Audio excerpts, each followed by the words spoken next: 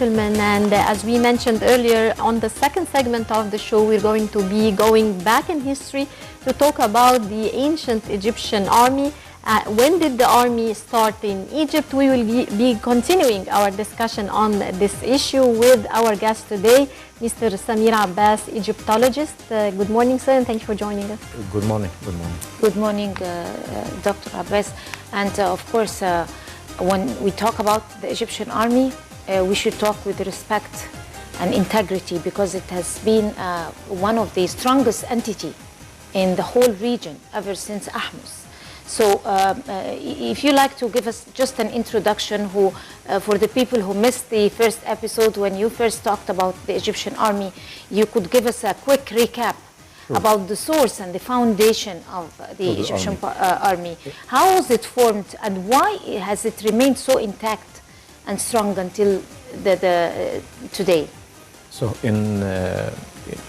the army in ancient Egypt is a big topic, and that's why we decided to cut that in different episodes. In the first episode, we talked about the foundation of the army and the army in the Old Kingdom. Today, hopefully, I can cover the Middle Kingdom and New Kingdom as well. So answering your question about when it was started, so the Egyptian army is the first organized army in the history of mankind. We are talking about 5,200 years ago, 3,200 BC. Is not even from Ahmose time, even from Narmer, even before Narmer time. We have an organized army, and that was the first not only in the region, in the whole world. So the foundation of the army, why? Why the army has been found, which is a very important question. The Egyptians believed in their lands is very precious. And it is very precious. The Nile River, resources, and very fertile land. And they noted that there is an interest of foreign nations, tribes. It wasn't nations. There was no nations in that time, but tribes from the Middle East, from the Mediterranean Sea, from the western Egyptian desert, trying to force immigration to take over the Nile Valley.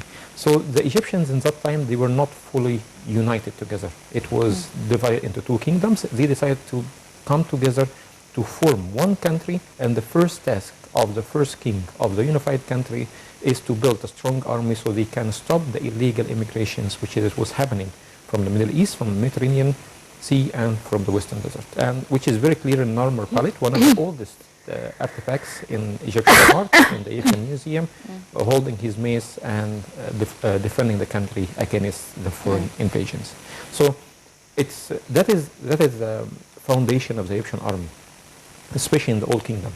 Not to take over other countries, which is completely unlike many other countries, which is in the modern history. The reason of the finding an army is not to protect their own lands, to take over other territories. So, but we are proud that our army found based on only protecting our territory. So, and that was the case in the Old Kingdom. So in another important foundation of the army is the soldier itself. And when it comes to the soldier, almost every Egyptian was a soldier. Other words, so in every Egyptian felt that they need to protect their homelands. And it wasn't difficult to form a very strong army from an Egyptian based on this philosophy of life. I will give you an example, not only actually man, that was woman as well. That's one of the very famous queens of the New Kingdom, Dynasty 17, Dynasty 18. She was wife of she was the wife of Seknen-Ra, and her husband lost his life in a battle, and she raised two kids, Camus and Ahmose, to finish the task of the father. And great woman. She was exactly. So that's just giving you a glimpse. It wasn't only the soldier, but it was the whole Egyptian people that was good soldiers back in that time. Right. How were the soldiers trained, and were there any military academies at that time? So, in generally speaking, they were professional warriors, unless if there is a need for more troops, they will start the compulsory service. But generally speaking, there was professional warriors. And they have their camps, they have their training. There was a very strong discipline, and an example of the discipline in the Egyptian army, and the good morals as well. So there was a very strict rules to protect the wealth of the individuals from the army. So when they marched through towns and villages, So they have very strict rules not to take goats, not to take food, not to take loaves of, or bread, I mean, from individuals. So the leaders, they were trying to keep the army not corrupted. Sometimes the army, in time Unlike of peace, other armies. unlike other armies, exactly. Who were based on the, I mean, the idea of mercenaries. That, unfortunately, that happened in Egypt as well, but in the late period. That was a decline period in ancient Egypt, and that was the reason of the decline period. That's when the ancient Egyptian leaders back in that time, that is after the New Kingdom, they start depending on mercenaries to form an army, and that was the beginning of the decline. So, in moving on to the Middle Kingdom. So the Middle Kingdom, the Egyptians, they had a big interest, so they looked at the south, and they looked at the resources in the south, especially in Nubia, which is like in South Egypt today and North Sudan today as well. And they figured out that they need to protect their trade. The trade was going on between Egypt and Nubia from the Old Kingdom. And the most valuable item in this trade was gold. Nubia is come from the word gold. Nub means gold in ancient Egypt. And there was always a desperate need for gold in ancient Egypt, in temples, in daily life, and in everything. So in the Old Kingdom, there was no problem with having this trade, until some military movements in Nubia, more specified in Upper Nubia, start to be against this trade. And that's why the Egyptian army start to extend his campaigns outside of Egypt, not only to protect Egypt borders, but to protect Egypt trade as well. And there was Senusert III, one of the very famous kings of the Middle Kingdom. He built fortress as far as the third cataract, which is in the heart of Sudan. And one of them is the famous fortress of Simna. And that was built nearly 3,700 years ago with a high technology, it was adapted by Europeans in medieval time in building their fortress. The trench around the fort to protect the fort from invasion. So the projecting towers to make the guards have an advantage over the attackers, that was made 3,700, 3,800 years ago in ancient Egypt. So, right. What were the weapons used at that time, and how were they manufactured? That was a good question. Of course, there was in the beginning they started with mace. The mace is a piece of stone shaped with some sharp edges stuck in a wood, like a hammer. And they did that because it wasn't possible. Iron wasn't used in Egypt, and copper is not a very strong to use as a weapon. So, and even before discovering the copper in the prehistorical time, they used to make it's difficult to fight with a sword out of a stone, like in the Stone Age, in the prehistorical time. Even when there is in the Egyptian Museum in the pre-dynasty, in the prehistorical period gallery, you can see a sword made out of stone, but that's for decoration, not for actual use. So the mace, that was one of the first tools. Later on, they started using copper, and they made daggers. They made axes as well, and then swords later on, and spears. Spears was very important, and bows. They make bows and arrows as well. And the wheels also, they were very popular. Now we are coming to this point, because there is a very big misconception about the wheels, and that was invented not by the ancient Egyptian, it was invented by the Hyksos, a Middle Eastern tribes, which is they used the horse chariots to attack and to invade Egypt using the power of the wheel and the power of the horse chariots. We have a famous tomb in Bani Hassan, that's in Middle Egypt, more specified in Armenia, and this tomb is built by an army general. And in his tomb, he gave a decorations of an army training. He was responsible for the army training. And one of the very important pictures showing a siege tower carried on wheel. It was an ancient Egyptian invention, a siege tower carried on wheel, and they are using this tower to attack a fortress. That was nearly like 300, 400 years before the Hyksos time. So we invented the wheels. Based on this scene, which is older than the Hyksos army invading Egypt with the horse chariots, yes, we can say that we invented the wheel until they came with an older version or older story. Right, but when we talk about, again, going back, you raised a very important point, two foundations.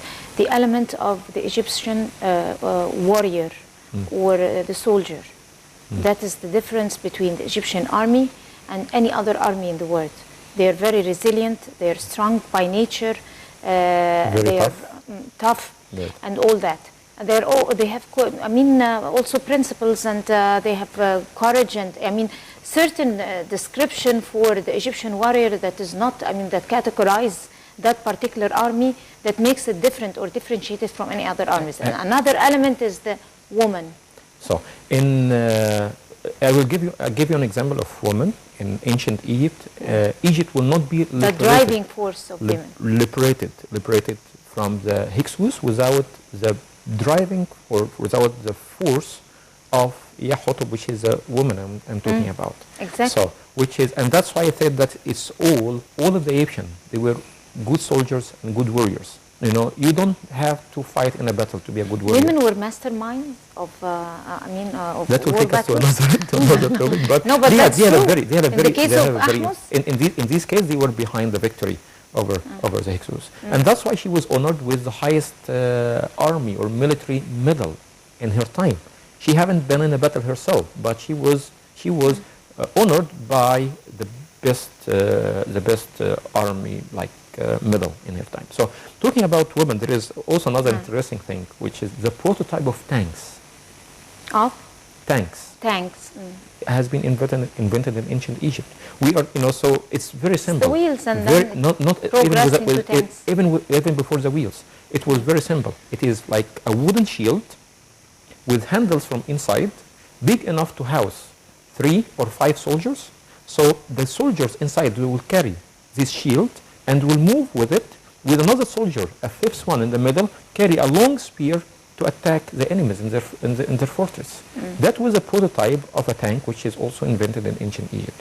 So, going back to your point, which is women, the driving force. The main driving forces of the army. so, the best example of that is what happens at the end of the second intermediate period and the beginning of the New Kingdom. But unfortunately, in the New Kingdom also we have another example. We have some kings, especially in the 19th dynasty, there was very bias against women to rule. Really? Yes, like Ramesses II. He's the most famous one, which is biased against the woman rule. And they tend to destroy the reputations of many women of the 18th dynasty, including Hatshepsut, to make sure that women will not rise and have a strong rule. I know that some people which has had a great fan of Ramesses II will be very unhappy for me now, but that's history. Ramesses, he was a very good media person, but we cannot believe in everything he said, or we cannot take everything he said as true.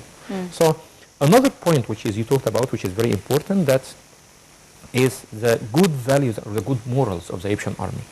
So when they receive a good training, when they have a good philosophy, a good morals, okay. So when they have a national identity, when they are Egyptians, not foreigners, that's how the army is being built. So when they keep the wealth of the individuals, so when they have receive a very good training, that's why that is like a golden age of not just the Egyptian army, of the Egyptian country as well. But when these things not happening, the other things happening, that's marking a decline in the Egyptian army and a decline of the Egyptian civilization. And that was one of the reasons, which is especially using mercenaries, of the end of the Egyptian civilization. Who are the most famous ancient Egyptian military people? So we have a tomb. So we have a tomb in an area known as El Kab. So first of all, talking about the Egyptian kings, they were considered the army leaders as well. And the most famous name is, from my personal perspective, is Thutmose III.